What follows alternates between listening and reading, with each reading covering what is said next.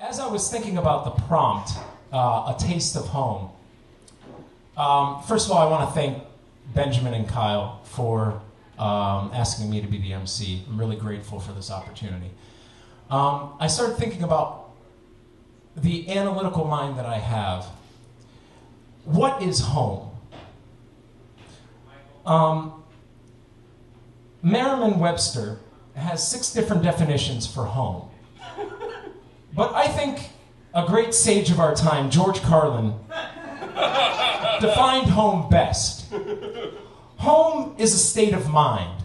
It's a sensation. It's a feeling. It's universal. A house, on the other hand, is a physical structure with walls and floors and ceilings.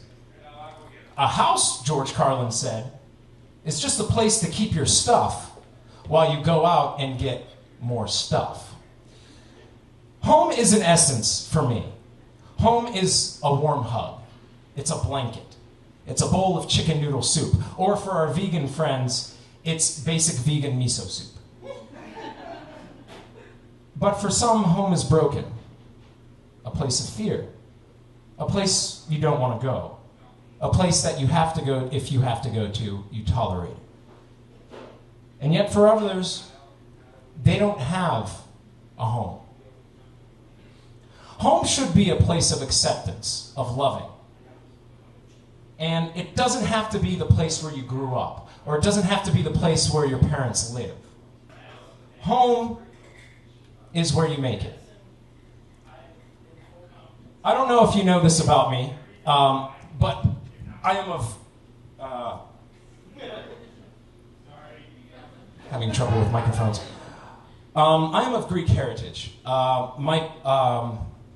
would like to say I am a third-generation Greek. Most of my great-grandparents came over in the early 1900s to America.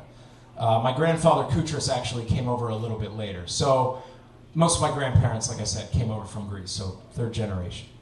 They left their home, their motherland, to seek a better life for themselves and their family. Has anyone here ever been to Greece? I'm the only one. Okay.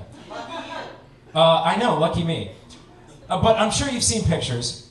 But being there, there's really nothing like it. It really is paradise. If you have an opportunity to go, go. The sunshine is rejuvenating. The air is enlivening. The sea is healing. It's really a beautiful place. And I was lucky to go there, fortunate enough to go there in the summer of 2010. And I was on the island of Crete, which is where the majority of my great-grandparents come from. And I was looking around, and I kept thinking to myself, why would they ever want to leave this?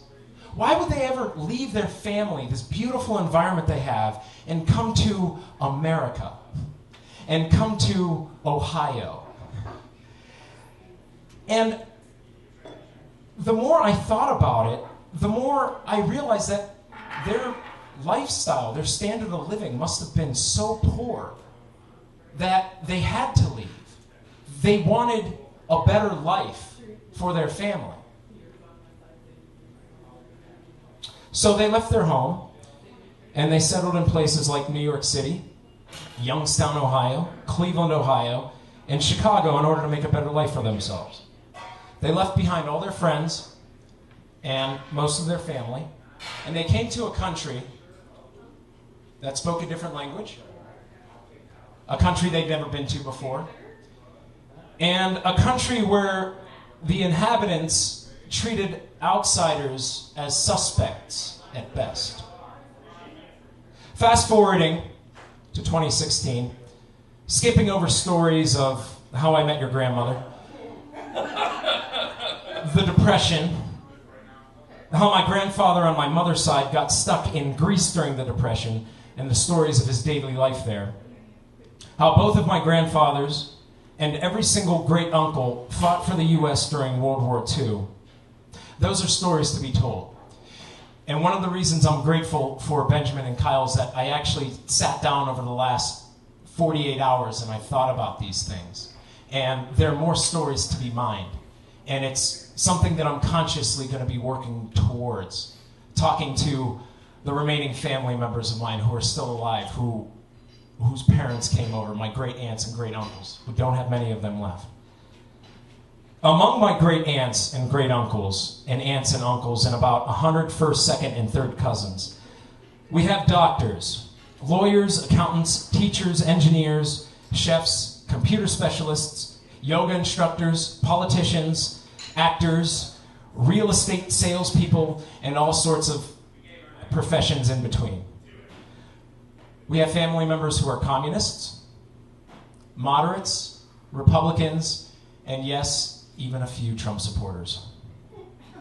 To say things were easy is an understatement, but this is a story of America and how it became a home for my family.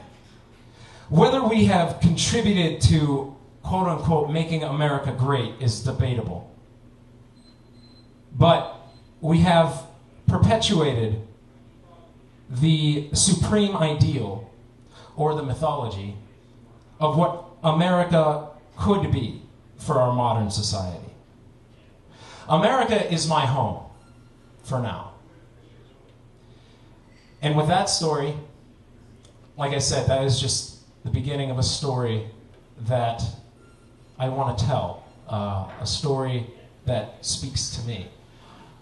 So again, I apologize I didn't have something a little bit more about a life event that had happened. I wanted to read from my travel journal about when I went to Europe, but as I started thinking about what home is, this is the story that kind of sprang forth in my mind. And these are the ideas that I want to share with you tonight.